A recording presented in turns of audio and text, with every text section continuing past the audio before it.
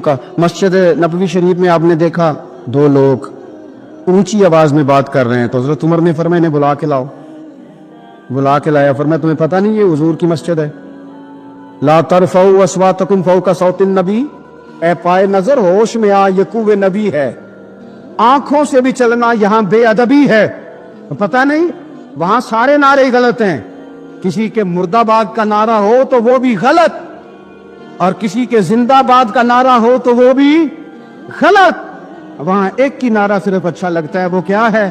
یا رسول اللہ انظر حالنا, یا حبیب اللہ اسما. وہاں ایک کی نعرہ اچھا لگتا ہے کہ سونیا آ گئے ہیں, نظر کرم ہو جائے. یا رسول اللہ پہنچ گئے ہیں, روزے دے دوالے نے غلامہ دیاں ٹولیاں, او دیکھو ایک پہ سندا ہے کروڑاں دیاں بولیاں.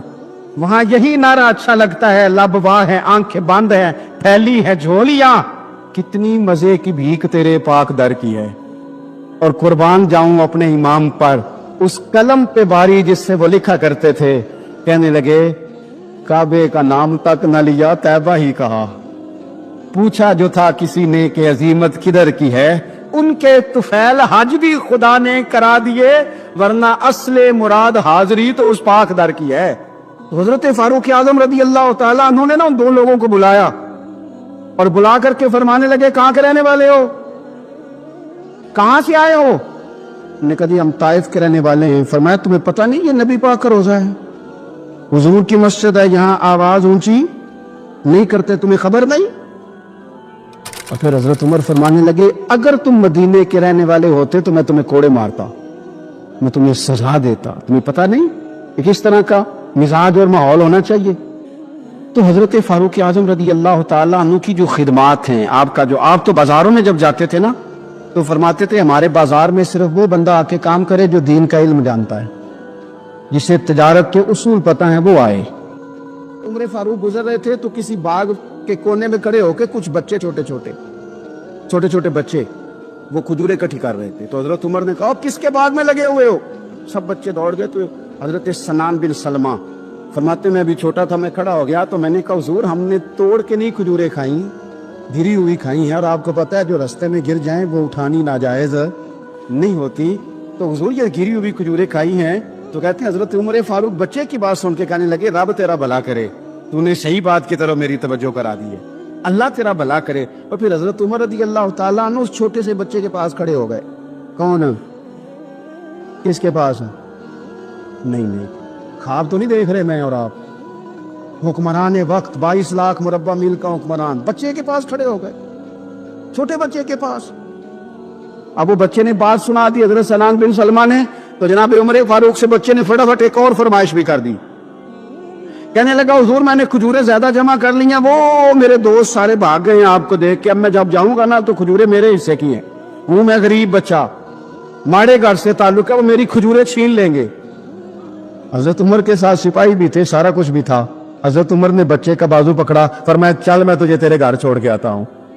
حضرت عمر اس غریب کے دروازے پہ دستک دے کے کہا تیرا پتر تھا, پکڑ کے اس لیے لایا ہوں کوئی امیر زادہ اس غریب کے بچے کو تنگ نہ کر سکے, اللہ کوئی ایک بھیجنا حضرت فاروق اعظم کا ماننے والا جو غریب کے بچے کا بازو تھامے اور اسے کہے کہ کوئی امیر زادہ اس پر ظلم نہیں کرے گا. بات آپ نے کئی دفعہ سنی ہوگی, میرا بڑا دل کرتا ہے پھر سے اس کو دہراؤں. میں نے اسے سینکڑوں بار پڑھا ہے.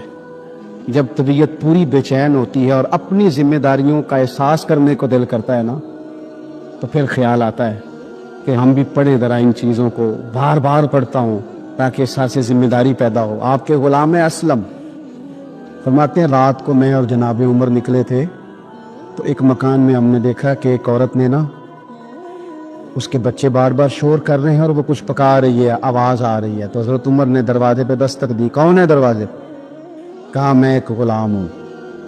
حضرت عمر کہتے غلام ہوں, بہن کیا مسئلہ ہے, بچے کیوں رو رہے ہیں؟ تو بی بی کہنے لگی تمہیں کیوں بتاؤں, جاؤ نا اپنا کام کرو. حضرت عمر نے اصرار کیا تو تلخ لہجے میں, جس سے غصہ نہیں کر جاتے حکمران, councillor, chairman, M P, M N A ناراض نہیں ہو جاتے, اس تلخ لہجے میں بی بی کہنے لگی دعا کرو اللہ میرے اور عمر کے درمیان قیامت میں فیصلہ کرے. कैसा हुक्मरान है कि उसकी हुकूमत में मेरे बच्चे भूखे सोते हैं। ये मैंने पानी में रोड़े डाल के चढ़ाए हैं, लेकिन ये पेट की भूख ये बड़ी डाढ़ी होती है, ये नींद भी नहीं आने देती। ख्याल था रो धो के सो जाएंगे, पर सो भी नहीं रहे। हजरत फारूक आजम दौड़े गए, घर से सामान अनाज गल्ला कंधे पे रखा। खादिम कहते मैंने कहा कि मुझे दे दें। फरमाने लगे चल तू वादा करना कयामत में भी मेरे बोझ उठाएगा। तो हुजूर नहीं, वो तो मेरे बस की बात नहीं। फरमाया फिर मुझे करने दे। दौड़े आए, उस खातून के दरवाजे पर ला के वो चीजें रखी। कहा बहन अगर तू पर्दा कर ले तो ये गुलाम ना आज खाना पका दे तेरे बच्चों।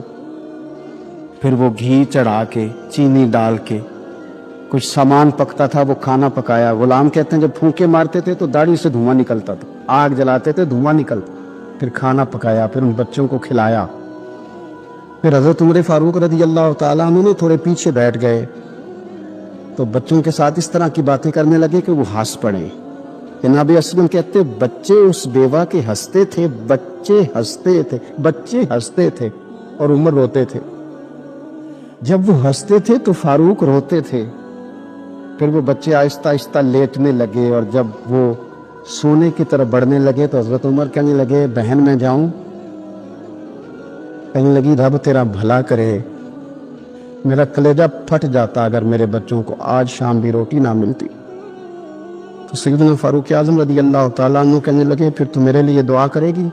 कहने लगी मैं दुआ करती हूँ, अल्लाह उमर की जगह तेरे जैसा को नेक आदमी बिठा दे। तो हज़रत उमर कहने लगे एक छोटी सी गुजारिश भी मान लोगी? का क्या? फरमाने लगे कोई ये मेरी खिदमत अगर पसंद आई है तो उमर को माफ़ नहीं कर देती? गलती हो गई, उसे पता नहीं था।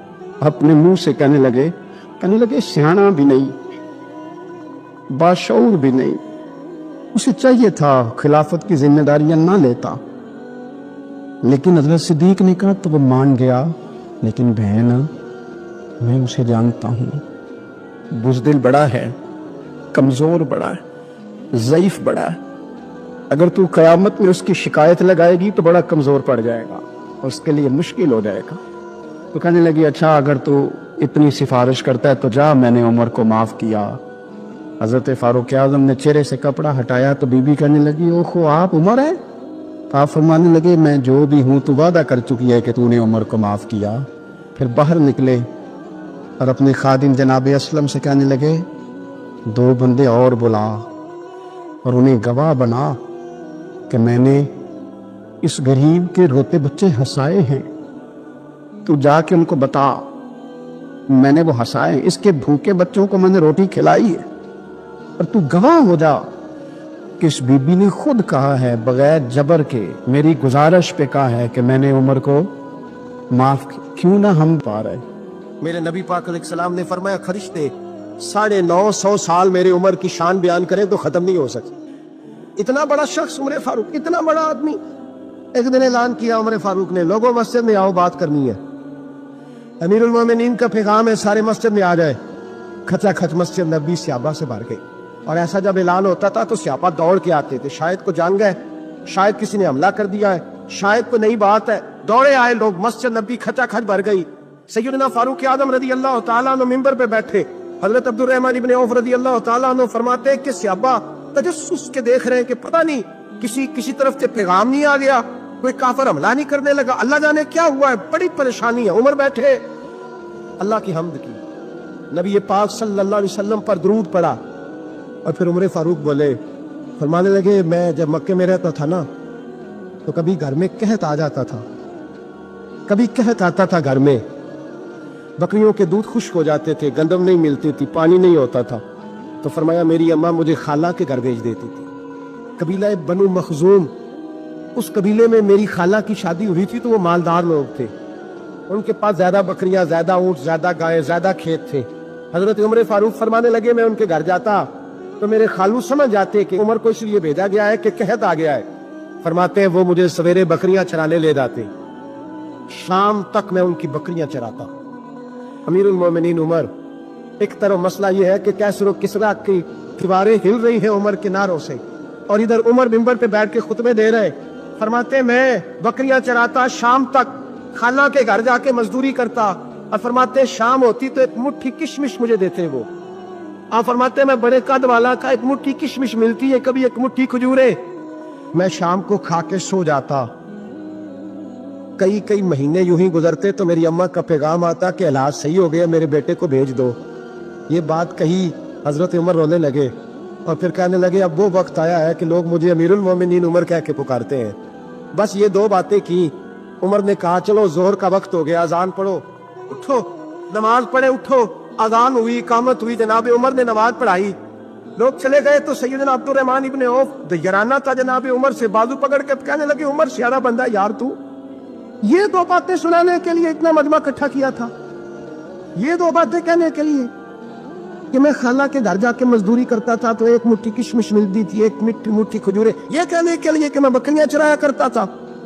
तो हजरत उमर फारूक रदी अल्लाह ताला अन्हु ठक हुए, फिर आंखों में आंसू आए, कहने लगे अब्दुर्रहमान आज ना मिस्र शाम से कुछ लोग आए थे और वो बता रहे थे कि उमर तेरा डंका वहां भी बड़ा बजता है। वो मुझे कह रहे थे तेरे नाम के वहां भी बड़े तबदबे हैं, बड़े तज़किरे हैं। तो मेरा नफ्स मुझे कह रहा था उमर देखा देखा तू यहाँ बैठा है और वहां तेरे नाम का शोर हो रहा है, मुझे इसने बड़ा किया है। तो मैंने आज मुस्तफ़ा के सारे गुलाम इकट्ठे करके अपनी औकात बता दी है। मैंने अपनी औकात बताई है कि मैं कुछ नहीं, कोई शय नहीं, कोई चीज ही नहीं, असी किसी से कुछ नहीं जे लगदे, ना कोई साडा दर्दी। मैंने बताया है कि मैं तो किसी के बकरियां चरा के एक मुट्ठी किशमिश लेके गुजारा किया करता था। गुजारा मुझे मेरे कुछ साथी ना ले गए गुजरावाला सर्दियों के मौसम में, मुझे कहने लगे स्वेटर पसंद कर ले अपनी मर्जी का। मैंने कहा यार मुझे तो वही मजा आता है जो मेरी अम्मा क्रोशिये से बनाया करती, वही वो पहले अब्बा पहनते थे, फिर वही स्वेटर बड़ा भाई पहनता था, फिर हमारे खाते में आ गया।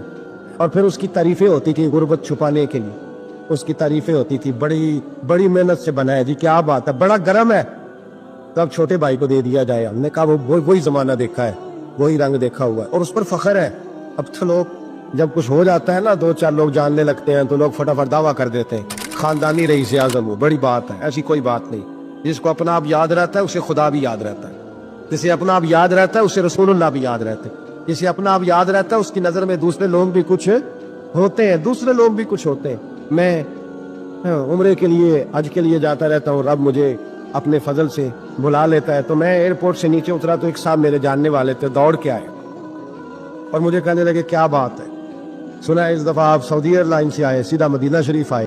मेरे नबी पाक सल्लल्लाहु ताला अलैहि वसल्लम ने सहाबा से पूछा तुम्हें बताऊं जन्नत के बादशाह कौन होंगे?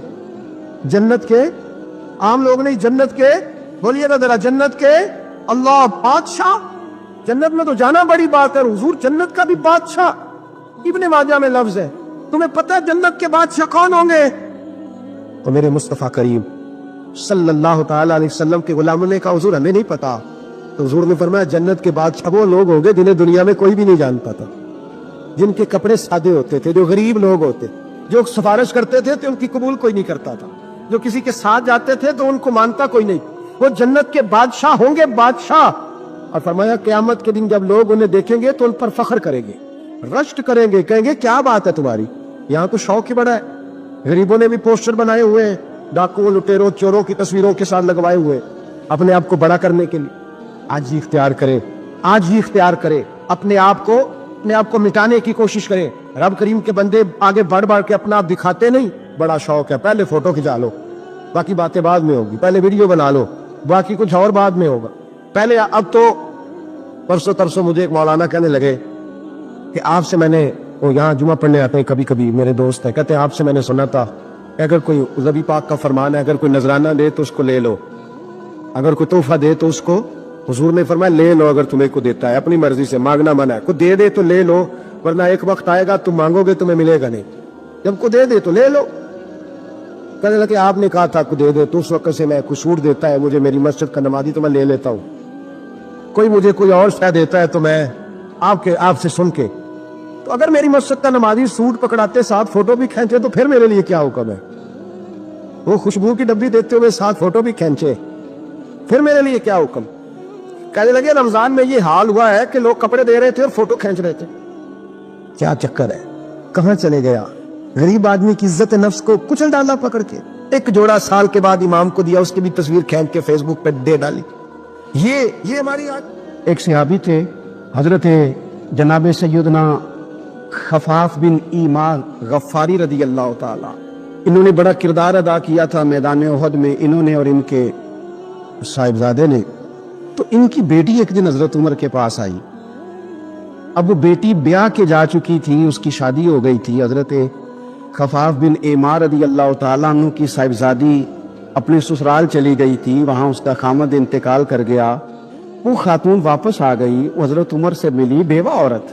اس بیوہ خاتون نے آ کے, یہاں تو میرے بھائی وہ فوجی بیچارے جن کی بیویاں, جن کو ایک تقریب میں تو خوب ایوارڈ دینے کے لیے بلایا جاتا ہے. میں نے یتیمی کا وقت گزارا ہے, مجھے پتہ ہے کہ 2-4 مہینے لوگ آ کے کہتے ہیں کوئی حکم ہوا تو 10 آجے. پھر جب 1 سال گزر جاتا ہے تو پھر لوگ کہتے ہیں 4 بھرا نے کام کیوں نہیں کر دے. تو ایسے تو نہیں نا کہ ابا ایسے ہی چلا گیا تھا, بڑا کچھ دے کے گیا ہے, کدھر ہے فلانی چیز. لوگوں کا نظریہ تھوڑے عرصے کے بعد اور ہو جاتا ہے. آپ نے بڑے بڑے شہداء کے گھروں میں ایوارڈ تو دیے, کیا کبھی آپ نے پلٹ کر دوبارہ غور کیا کہ ان کے بچے کہاں ہیں, ان کی بیوہ کس حال میں ہے, وہ زمانے کی تیز دھوپ اور تیز آندھی کا مقابلہ کیسے کر رہے ہیں. بغیر باپ کے جو انسان کو کھلے آسمان تلے وقت گزارنا پڑتا ہے وہ کتنا کو مشکل ہوتا ہے. وہ کس طرح ٹائم گزار رہے ہیں, یہ کبھی سوچا لوگوں نے. یہاں تو نرنگیے سیاست دوران تو دیکھیے منزل انہیں ملی ہے جو شریک سفر نہ تھے, جو نکلے ہی نہیں تھے وہ منزل تک پہنچ گئے, اور جنہوں نے جوانیاں گزار دی وہ رستے میں رہ گئے. حضرت خفاف بن ایمان کی صاحبزادی بیوہ ہو کے آ گئی, بچے ساتھ تھے. سر راہ جناب عمر سے ملی اور مل کے کہنے لگی, حضور میں اس صحابی کی بیٹی ہوں جنہوں نے احد والے دن اپنے بیٹے کے ساتھ مل کے معاشرہ کیا تھا. بچے میرے یتیم ہو گئے ہیں, میں بیوہ ہوں. حضرت فاروق اعظم رضی اللہ تعالیٰ عنہ نے فہرست نہیں مانگی, خرچے کی ڈیٹیل نہیں مانگی, تم آنا فلانے سے ملنا, پرسوں 9 بجے آ جانا دفتر, یہ کوئی بات نہیں کی. حضرت عمر غور سے کھڑے, اس بیٹی کی بات سنی, چھم چھم سیدنا فاروق کی آنکھوں سے آنسو گرے, دوڑ کے گھر گئے, ایک اونٹ نکالا, وہاں سے مال غنیمت کا مال کے بھر کے 2 بوریاں, اور بوریوں میں کیا تھا, چاندی بھی تھی, نقدی پیسے بھی تھے, کچھ ضرورت کا سامان بھی تھا, غلہ بھی تھا. 2 بوریاں بھر کے اونٹ پہ رکھ کے خود لگام اس بیٹی کے ہاتھ میں تھما کے کہا, پتر سامان بھی تیرا ہے, اونٹ بھی تیرا ہے, اور یہ نہ سمجھنا یہی کچھ تجھے دیا ہے, جب یہ ختم ہوگا تو رب تیرے لیے اور بندوبست فرمائے گا.